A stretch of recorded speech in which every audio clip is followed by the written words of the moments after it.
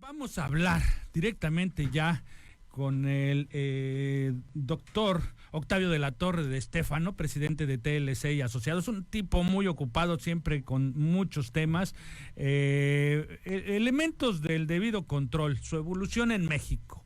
Doctor, ya estás aquí con nosotros. Bienvenido otra vez a Tiempo Logístico. Hola Paco, ¿cómo estás? Y saludos a toda tu audiencia. En este momento también es tuyo, hermano. Gracias. Fíjate que recientemente me dieron el privilegio de apoyar a World Compliance Association como presidente del capítulo México. Sí. Y qué interesante, felicidades. No, muchas gracias. Pero me he encontrado con personas de verdad sumamente valiosas, no sin demeritar a todos mis demás amigos, pero personas que tienen una serie de competencias y habilidades distintas a las que yo tengo, incluso distintas a las que tienen la mayor parte de mis amigos que están más enfocados a la materia aduanera y de comercio exterior.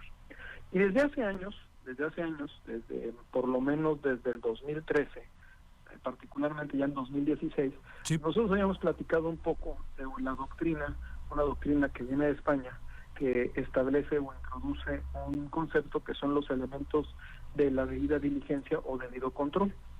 Entonces, cuando nos ponemos a analizar el concepto, pues nos damos cuenta que ese concepto vemos que se introduce por primera vez en la Ley de Valores de Estados Unidos en 1933, y esta ley obligaba, ¿no?, a los operadores y a las agencias de valores a divulgar la información relevante sobre los valores que vendían a sus compradores. Este concepto de debida diligencia que escuchen nuestros radioescuchas, es complicado de definir, ¿no? Incluso el concepto de debida diligencia pues se da en la esfera o con propósito de prevenir el lavado de activos, y generalmente se suele atribuir este concepto a los esfuerzos de dos organizaciones internacionales. Una, ¿no?, que es el Comité de Supervisión Bancaria de Basilea, y el otro, que es el Grupo de Acción Financiera Internacional, el GAFI. Yo creo que a muchos les está haciendo sentido, incluso los que han estado en las pláticas de trueque con nosotros, pues recientemente estuvo el titular de la Unidad de Inteligencia Financiera, Santiago Nieto, y platicaba al respecto. Pero esos elementos del debido control o debida diligencia, Paco, al no ser un término simple, ¿no?, tenemos que irnos a tratar de buscar los conceptos que lo integran. Y te das cuenta que son diversos elementos y los encuentras descritos y relacionados incluso de manera sucesiva y por exclusión. Entonces tienes, ¿no?, dentro de lo que serían los elementos de la debida diligencia, a los modelos de prevención y de gestión, a la evaluación del riesgo, a la autorregulación de la empresa, o lo que se le denomina el soft law, los reglamentos que tenemos interiores, la independencia de la función del oficial de cumplimiento. Esta figura del oficial de cumplimiento va a tomar muchísima fuerza en México y se va a poner de supermoda. Algún momento estuvo de moda y quisieron darle perfil de oficial de cumplimiento. La realidad es que no ha tenido la fortaleza que va a tener en un futuro. E incluso otro elemento son los procesos de información, la generación de las evidencias, los canales de denuncias, es decir, que nosotros tengamos espacios para que nuestro personal pueda presentar una denuncia o pueda señalar alguna actividad, y por supuesto, el más importante, la supervisión y evaluación periódica del sistema que implementaste. Fíjate, Paco, que en México, y aquí es donde les va a hacer el clic, Paco, en México existen diversos antecedentes de atenuantes en sanciones cuando se demuestra que la persona moral, es decir, la corporación, incorporó los elementos de la debida diligencia. Tenemos antecedentes, por ejemplo, en el 2013, que se publica la Ley Federal de Responsabilidades, que en su artículo 20 establece la reducción de sanciones en materia ambiental cuando se haya contado con un órgano de control interno dedicado a verificar permanentemente el cumplimiento de las obligaciones de la persona moral.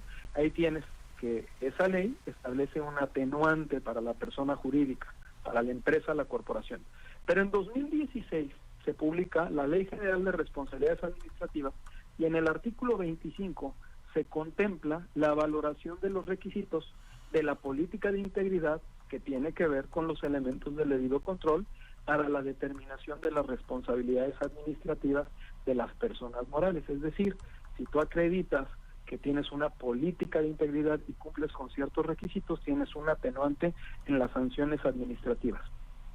En ese mismo año 2016 se reforma, como ustedes saben, el Código Nacional de Procedimientos Penales, sí, y nos establece en el artículo 421 y 422, así como el Código Penal Federal en el artículo 11 bis, nos señala que al observar el debido control o diligencia en las actividades, las empresas podrán obtener la excluyente o atenuante de las consecuencias jurídicas en el ámbito penal.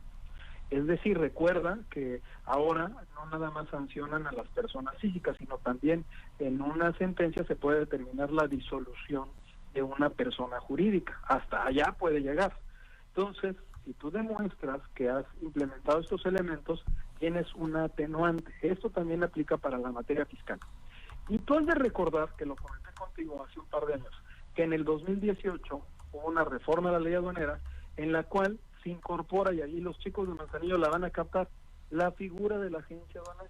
sí, correcto. La figura de la agencia aduanal lo que incluye son los requisitos obligatorios para la constitución de sociedades civiles que sirven, fíjate bien, para prevenir actos ilícitos y pretenden promover buenas prácticas corporativas internacionales. Eso es, en términos, digamos, muy generales, lo que pudiéramos platicarles a todos nuestros radioescuchas, ¿Sí? que son los elementos de la debida diligencia. Cuando ustedes escuchan la palabra compliance, muchas veces pues piensan en un abogado que lo que está haciendo es cumplir la ley y que la tiene que revisar y que se tiene que aplicar.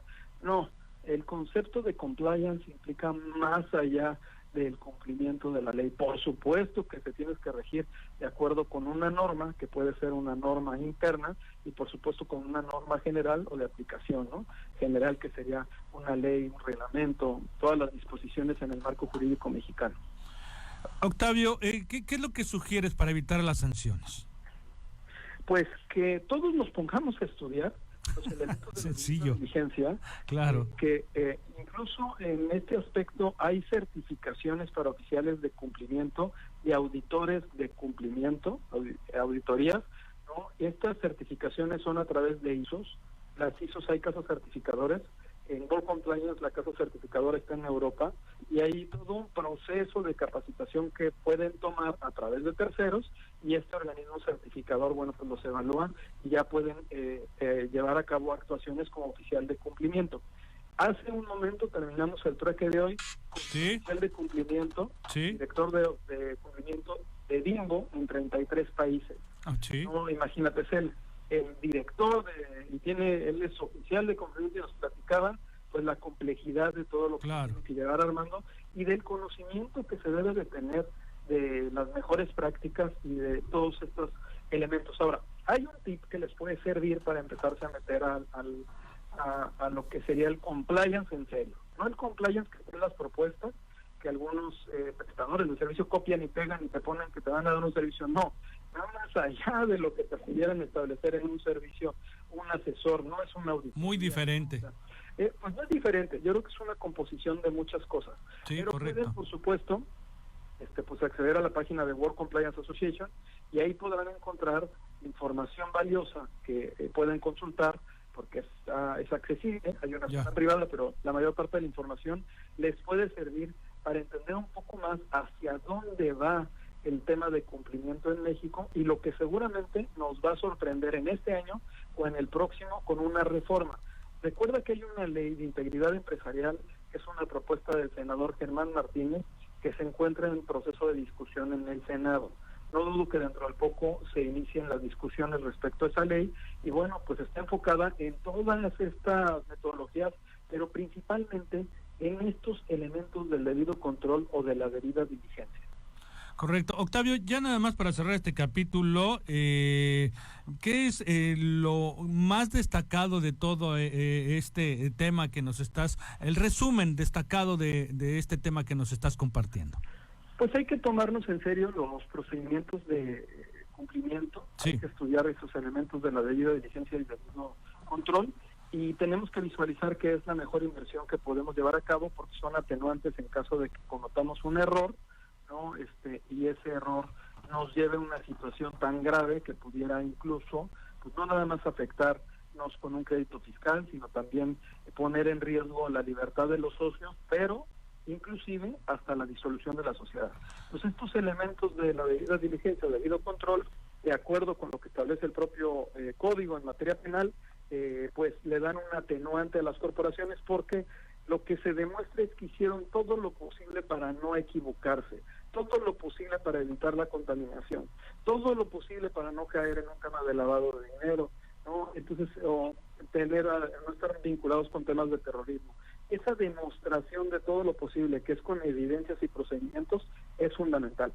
Las empresas mexicanas, las pymes, están implementando también estos elementos del debido control o debida diligencia. Incluso pueden ustedes entrar a la página de la Secretaría de la Función Pública, buscar el modelo de integridad empresarial, es gratuito, pueden descargar de ahí los reglamentos, las matrices, pueden descargar las fórmulas, hay KPIs, e incluso pueden ustedes intentar llenarlo, porque si logran el objetivo, que los va llevando una página web, los va llevando paso a paso, y si lo logran, el gobierno mexicano les da un distintivo.